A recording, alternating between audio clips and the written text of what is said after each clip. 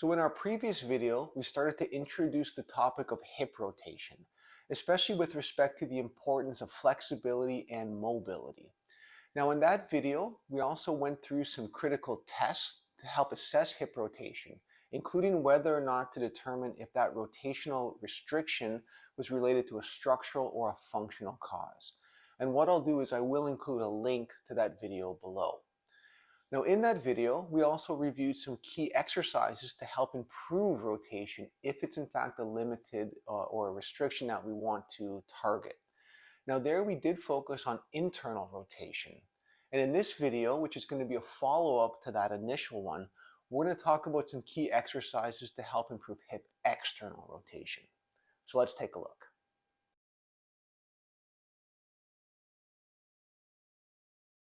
Now, first off, let's just start with some basic mobilizations that we can use to target rotation. So first off, I can just have myself or my client laying on my back. And then from here, I'm simply going to take my leg and I'm just going to rotate my leg externally, hold for a moment, and I'm going to rotate internally. And I'm simply just going to perform this rotational movement back and forth. And the key here is that my whole leg is moving, but I'm really trying to generate that motion from the hip.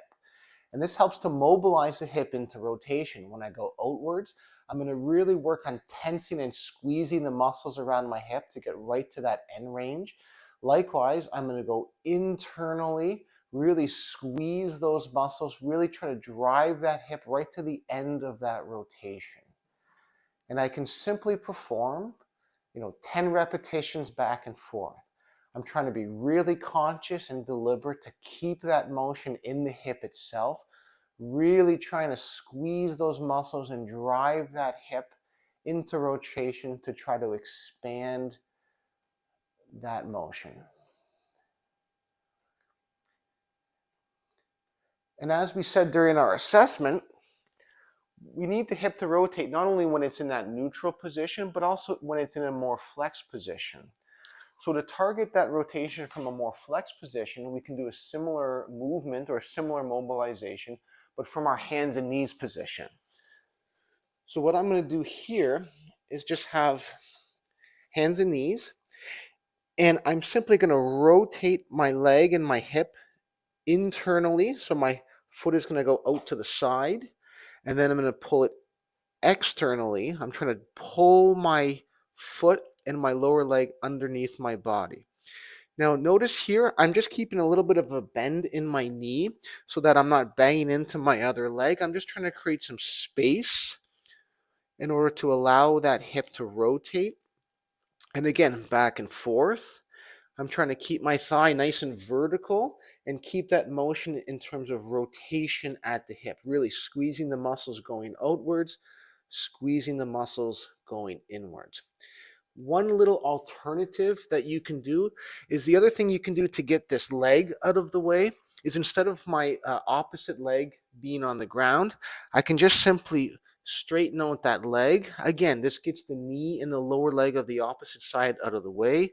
I'm just going to rotate inwards, really trying to swing that leg underneath my body, rotate opposite direction, hip internal rotation, really trying to get that leg out to the side. Again, I'm going to perform 10 slow, deliberate repetitions back and forth, just trying to mobilize that hip into rotation.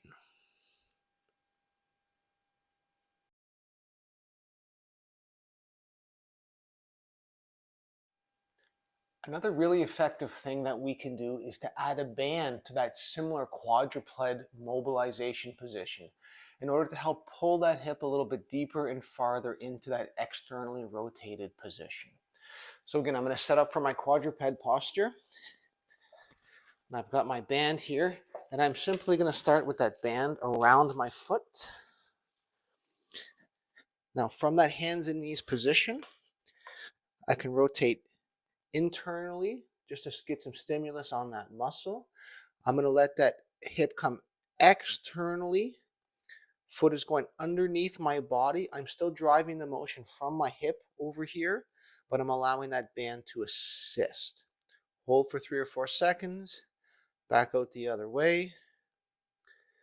Slowly inwards, really trying to actively pull that hip into external rotation. Allow the band to assist and pull it a little farther than it can go on its own.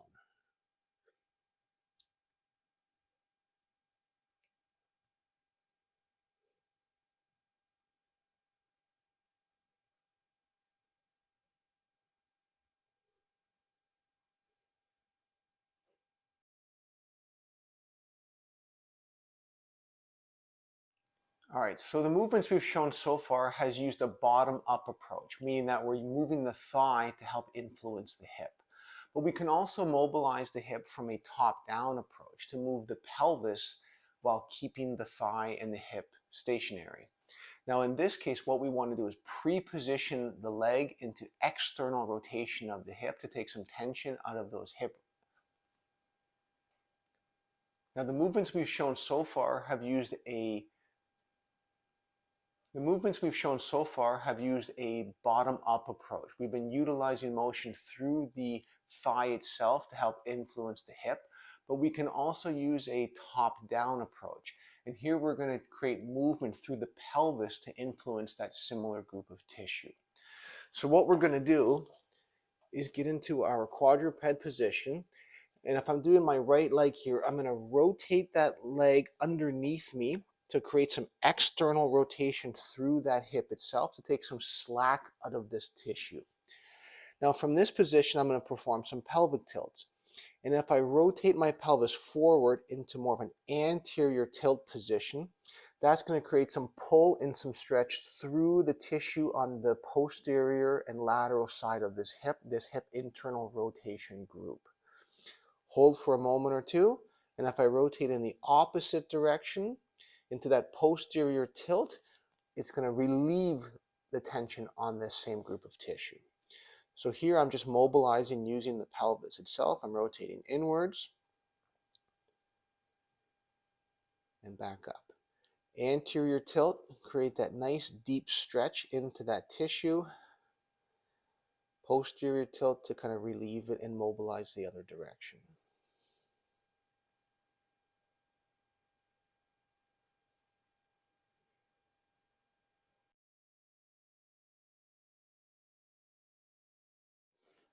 Now, if we want to create more of a static stretch to create a little bit more time under tension, we can utilize, again, a quadruped position.